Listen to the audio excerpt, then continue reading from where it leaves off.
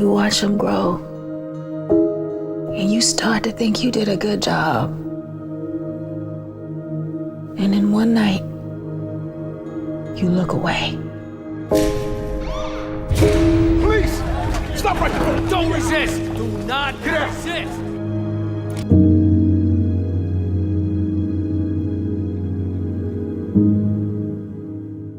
Hi, you guys. Hi. How you feeling? Good, how are you? I am doing well. I want to first say congratulations and how much respect I have for you because you guys are all so brave to have emotionally been able to execute this project. I loved it and I hated it for the reasons why this project had to be made to begin with.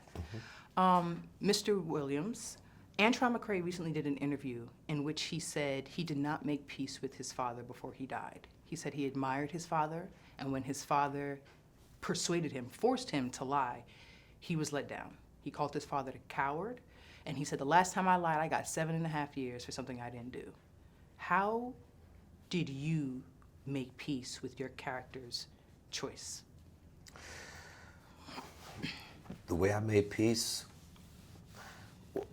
you know, I have a belief, this is my personal belief. When I look at Antron and I see how he has risen, how he has moved on, and how he's come out of this, you can't do that without love and forgiveness.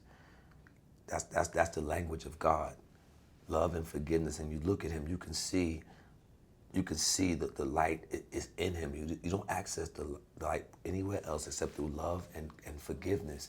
And for Bobby,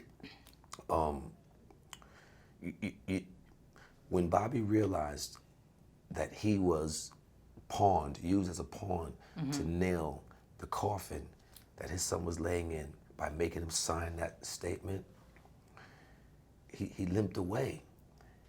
You know, I think he told himself my family would be better off without me. Look how I screwed this up. And I think on his deathbed, when he came home, you know, even though Miss Linda forgave him and Antron had come home and, you know, things seemed to be moving back to some sort of normality, I believe that Bobby needed to have that redemption, that forgiveness from Antron. And I believe maybe because of the scenes that we did when Antron comes to him and holds him in the bed, that's the moment. That's compassion on whatever level it is, whatever he was able to give it, that's compassion. And in order to have compassion, there has to be some level of forgiveness. Maybe never forget. Right. Never forget what happened.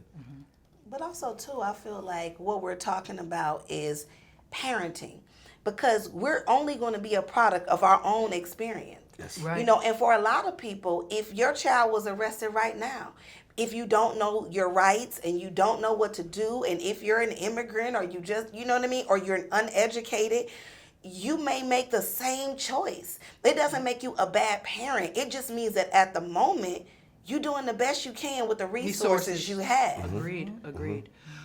You played Korey Wise's mother. I did. And one of the hardest scenes for me in watching that was when you go to visit Korey and he puts his hand over the barrier. And they're just like, Korey, relax. And he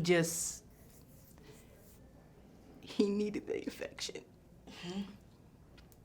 He needed that touch.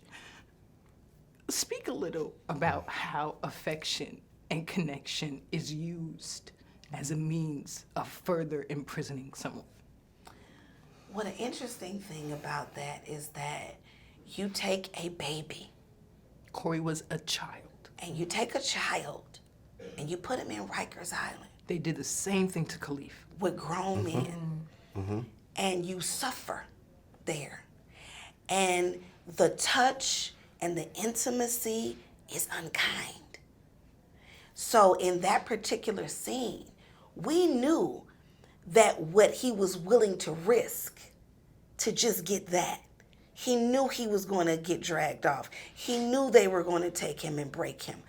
But in that moment, it was worth the price. And interestingly enough, I just had lunch the day before yesterday with the Korey Wise. How's he? And leaving lunch, we walked down the street holding hands, hand in hand. And he didn't want to let my hand go. And we held it until we got all the way. We walked all the way up 9th Avenue till we got to the hotel. And then he squeezed me so tight. And I still feel like there's a need for that, because when you go so long without it, you're starving. Jelani Cobb, a writer for The New Yorker, wrote about the Central Park 5 case. And one of the things that I noticed in the film, and just in life, is the preservation of the white woman at the expense of black men and black women.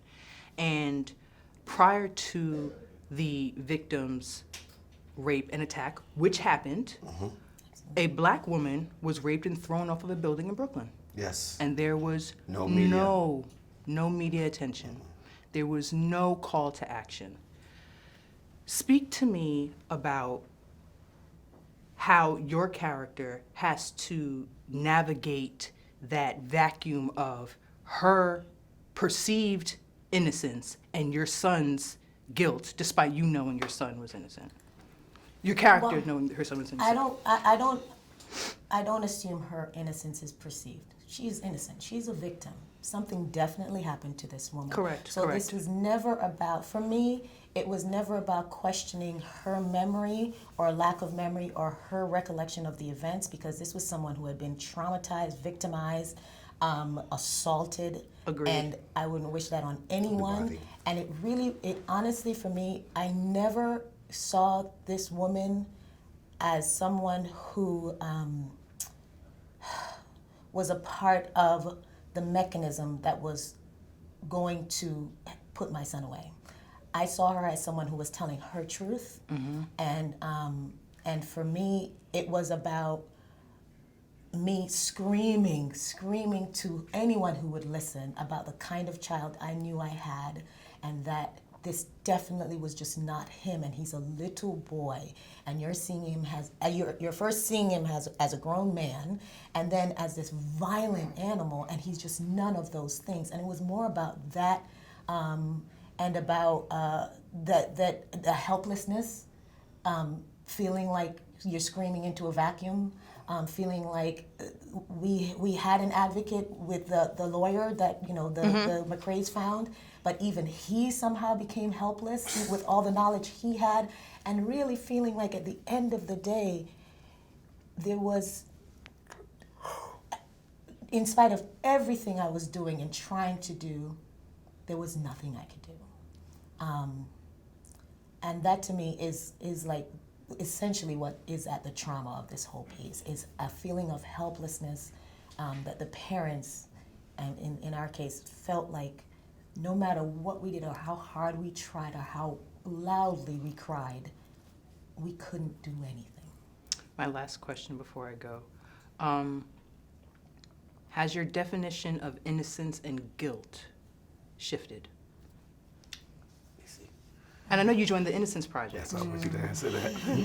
Right. Well, what I will tell you is that I am forever changed after doing When They See Us. And as soon as I wrapped, I said, well, my job is complete. That's what I do. But now how do I serve? And I instantly went to a place of saying the narrative has to change, because we see black and brown people in handcuffs and are socialized to think because they've been thrown to the ground or choked or kicked or stomped that they did something. They did something, as opposed to saying, what did they do, if anything? And did they do it? And it's like we totally miss the benefit of the doubt, and I would love for that to be across the board. You understand what I'm saying? And to be giving people that same consideration that you may give somebody who went and shot up a church and walk into a police station without a scratch. And meanwhile, you have people who did nothing. And some of them don't even make it home.